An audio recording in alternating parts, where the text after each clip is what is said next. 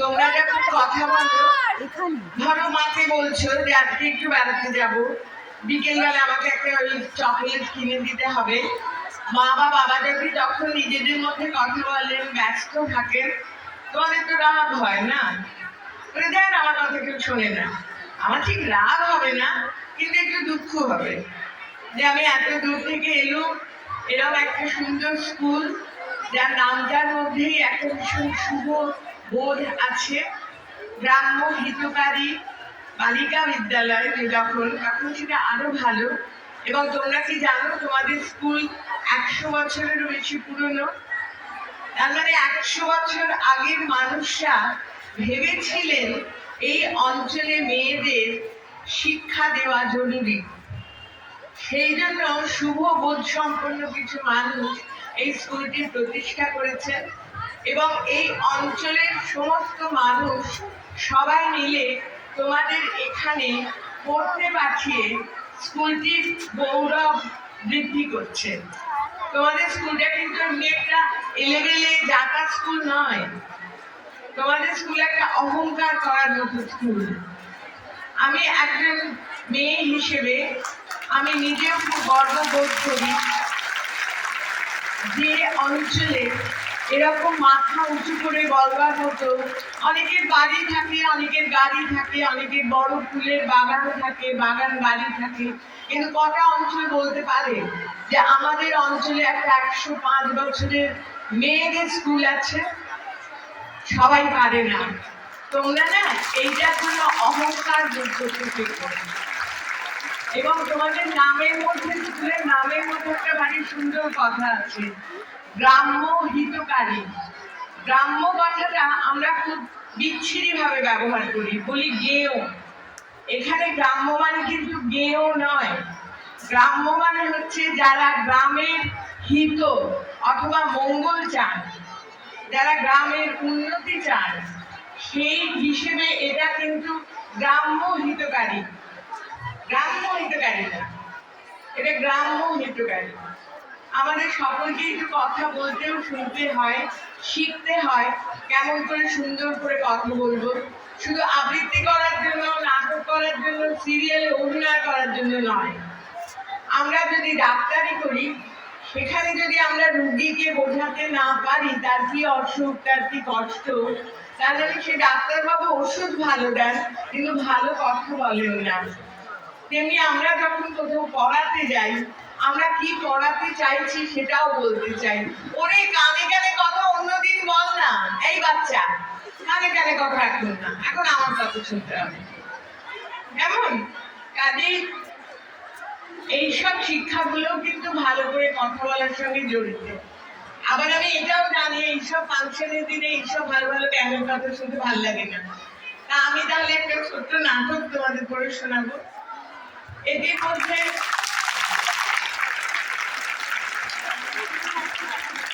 দেশ তো আমাদের সবার খুব প্রিয়, তাই না? তোমাদের অহংকার না যে ভারতবর্ষ তোমাদের দেশ? দেশ আমাদের সবার প্রিয়। দেশের জন্য জীবনদান খুব বড় কথা, ভারী কথা, কিন্তু সেসব জীবনদানও হয়।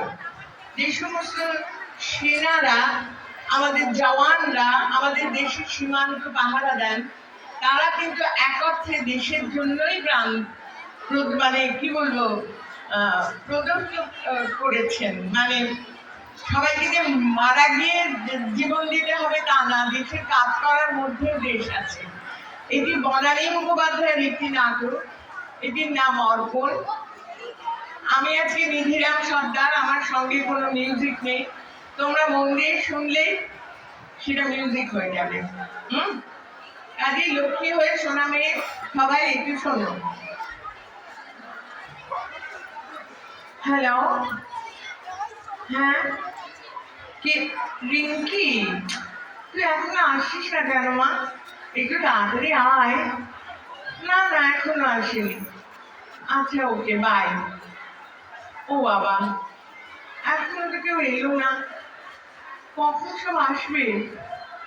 সবিতা, সবিতা, বাগানের চেয়ারগুলো এখনো ঠিক করে সাজানো হয়নি, তাড়াতাড়ি কর। দিবাকর, গেটের সামনে যদি কিছু থাকে সরিয়ে একদম পরিষ্কার করে রাখো।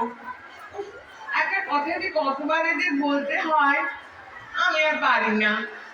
কাল সকাল থেকেই আমার দু চোখেরই পাতা নামছিল। আবার ঘুম থেকে উঠেই দুটো শালিক দেখেছি।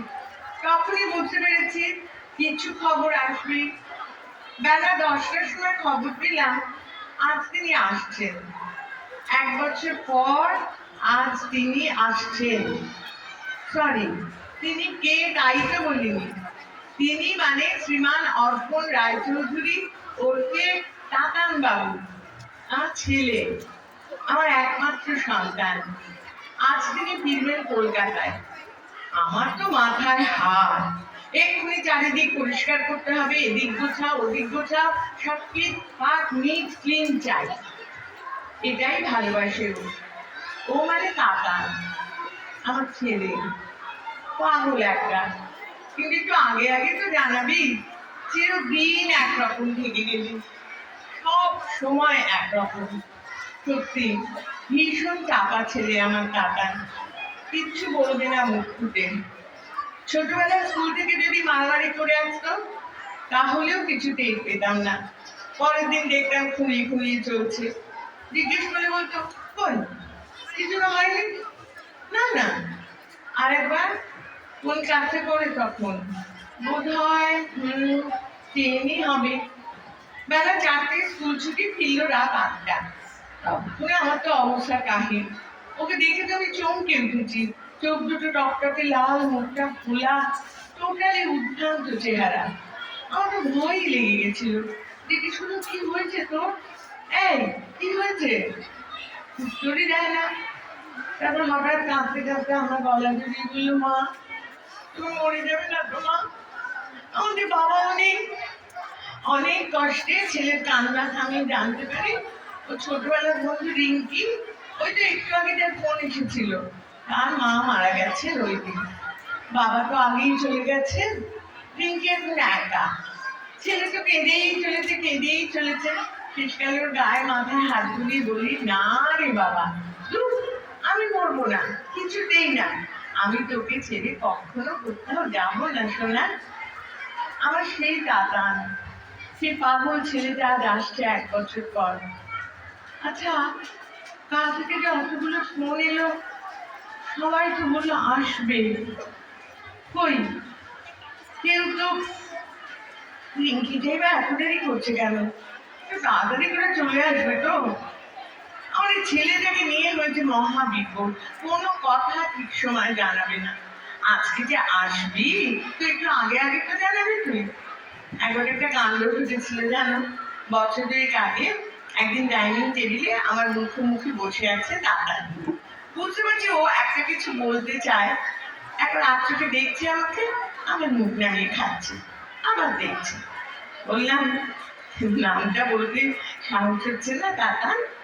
ও চমকে উঠে আমার দিকে তাকালো, তারপরে খুব লজ্জা পেয়ে মুখটা নামিয়ে নিলাম। আমি উঠে গিয়ে ওর কাঁধে হাত থেকে বললাম, রিঙ্কির কাকা কাকিমাকে বলবি আমার কাছে আসতে। ও হাঁ করে আমার মুখের দিকে তাকিয়ে। আমি ধমক দিয়ে বলি, আমি তো ছেলের মা, আমি যাবো নাকি ওদের বাড়ি? বলা মাত্রই দুধ দাঁড় করে ছুটে পালিয়ে গেল আমার সামনের দিকে। পালালে কি হবে, আমি তো সব জানি। আমি তো জানি যে রিঙ্কি আসবে আমার বাড়ির বউ হয়ে। আমি তো ভীষণ ভালোবাসি ওকে। তাতান রে, তুই মুখ ফুটে আমায় বলবি তবে আমি বুঝবো আমি তোর মা না। কিন্তু এত কথা বলবো কাকে? সে তো পালিয়েছে আমার সামনে থেকে, একেবারে নিজের ঘরে দরজা বন্ধ। এইরকম চাপা আমার ছেলে, এতটাই চাপা যে আজ আসবার কথাটাও আগে জানাই। শুধু একদিন, যেদিন ও ডিসিশন নিয়েছিল, যেদিন ও মনে মনে প্রিপেয়ার হয়েছিল ও আর্মি জয়েন করবে, সেই দিন সে প্রথমবার মুখ ফুটে বলেছিল ওর মনের কথা। আমি ছিলাম ঠাকুর ঘরে আরতি করছিলাম, কারণ মনে হলো পেছনে কেউ দাঁড়িয়ে আছে। হাত ঘুরিয়ে দেখি স্বয়ং তাতান বাবু জুতোটা খুলে আস্তে আস্তে এসে আমার পাশে বসে পড়লো চুপটি করে। আমি অশেষ আরতি ছেড়ে প্রণাম করে উঠেই দেখি অবাক কাণ্ড, শ্রীমান তাতান চোখ বুজে 2 হাত জোর করে ঠাকুরের সামনে বসে আছে। বুঝলাম নিশ্চয়ই কোনো গুরুতর ব্যাপার। তার মানে শ্রীমান অর্পণ রায়চৌধুরী তো সচরাচর ঠাকুর ঘরে ঢোকেন না, শুধু উনি কেন, ওনার বাবাও তাই ছিলেন। যাই হোক, সেই তাতান বাবু যখন স্বইচ্ছায় ঠাকুর ঘরে এসেছেন, হাত জোর করে চোখ বুজে বসেও আছেন, তখন সেটা চিন্তার ব্যাপার তো বটেই। আমি কিছু জিজ্ঞেস করার আগেই শুনলাম সেই অবিশ্বাস্য কথা, মা আমি এয়ারফোর্স জয়েন করছি। অবশ্য উঠতে গিয়েও বসে পড়লাম আমি। কিছু বলবার আগেই বললো, তুমি তো আমাকে কখনো না বলোনি মা, এখনো বলো না প্লিজ, প্লিজ মা। না, আমি না বলিনি। আমি ভীষণ ভালো মা, বেস্ট মা, স্মার্টেস্ট মা। আমার তো না বলা সাজে না। হ্যাঁ, আমার না বলা হলো না। ওরা 4 বন্ধু একসঙ্গে ট্রেনিং এ চলে গেল, আমি একা হয়ে গেলাম, কমপ্লিটলি একা। অবশ্য রিঙ্কি মাঝে মাঝে এসে আমার কাছে থাকি। ওদের বিয়ে তো ঠিক হয়েই আছে, শুধু বরেরই সময় হচ্ছে না। মনে তো বেবি। আচ্ছা, টেলিফোনটা কি বাজলো? হ্যাঁ, বাজেনি তাই না? আসলে কালকে ওর আসার খবরটা ফোনে পাওয়ার পর থেকেই সারাক্ষণ মনে হচ্ছে টেলিফোনটা যেন বাজছে। কতবার যে ঘরে এসে রিসিভার তুললাম, কিন্তু না, সেখানে শুধুই ডায়াল টোন। তো ওই ডায়াল টোনের মধ্যে থেকেই শুনতে পাচ্ছি কে যেন বলেই চলেছে, "We are coming, madam. We are coming along with Lieutenant Orpon Raychaudhuri. Please, madam, get yourself ready." Yes, আমি তো রেডি আছি। I am ready. আমার তাতানকে রিসিভ করার জন্য আমি সব সময় রেডি, অলওয়েজ রেডি। একটা গাড়ির আওয়াজ হলো কি? ওরা এলে অবশ্য বাগানেই বসবে, ওখানে জায়গাটা বড়, অনেকটা স্পেসও আছে, ওখানেই বসবে সবাই। কিন্তু আমি কেন স্থির থাকতে পারছি না? কেন আমার বুকের মধ্যে অবিশ্রান্ত প্লেনের আওয়াজ শুনছি? কেন কেন শুনছি? তোমার একটা রিকোয়েস্ট করবো, যখন তাতান আসবে তখন আমার সঙ্গে তোমরা যাবে ওই বাগানটায়। আসলে ওই কজন লোক তো, ওরা কি পারবে অত বড় কফিনটাকে তুলে ধরে আনতে? হ্যাঁ, পারবে? হ্যাঁ গো, ওর ভেতরেই তো চলে আছে আমার তাতান। কালকে থেকে সোজা কলকাতায় এসেছে আমার সঙ্গে দেখা করতে। কফিন কি হয়েছে? তাতান খুব লম্বা চওড়া তো, সেই কফিনটাও বড়। তোমরা একটু হাত লাগিও, প্লিজ প্লিজ। শোনো না, শোনো না, তোমরা একটু আস্তে আস্তে না হবে, কেমন যেন লেগে না যায়। ও আরেকটা কথা, ওকে যেন তোমরা বলো না আমি কেঁদেছি। আমি তো পাচ্ছি কাঁদবো না, কিন্তু পাচ্ছি না বলেই তো কেঁদে ফেলছি। আমার চোখের জল সহ্য করতে পারে না। আমার চোখে জল মানে ওর চোখেও জল। ছোটবেলায় আমার কাঁদতে দেখলে ওর ছোট্ট ছোট্ট হাত আমার চোখ মুছিয়ে দিয়ে বলতো, মা কাঁদবে না, তাহলে কাকা তো কাঁদবে না। কাকা, আমি কাঁদবো না, একদম কাঁদবো না। আমি কাঁদতে তুই কাঁদবি? তোর কান্না তো আমি কোনোদিন দেখতে পারি না বাবা। তাছাড়া আমি তো তোকে দিয়ে দিয়েছি সবার জন্য আমার তাতানকে। অর্পণ চৌধুরীকে তো আমি অর্পণ করে দিয়েছি দেশের কাজে, সবার জন্য।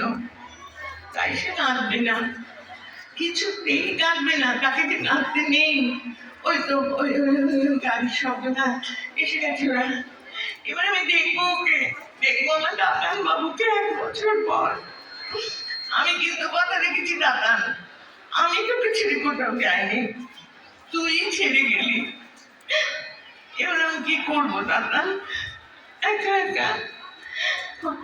ওই গাড়ির শব্দ আবার, ওরা ডাকছে, আসছি। তোমরা সবাই একটু আমার সঙ্গে এসো না, আমি যে একা যেতে পারছি না। আমি একটু নিয়ে চলো না ওর কাছে, একটু ধরো আমাকে। Yes, officer, I'm coming. I'm coming. I'm coming, officer. I'm coming.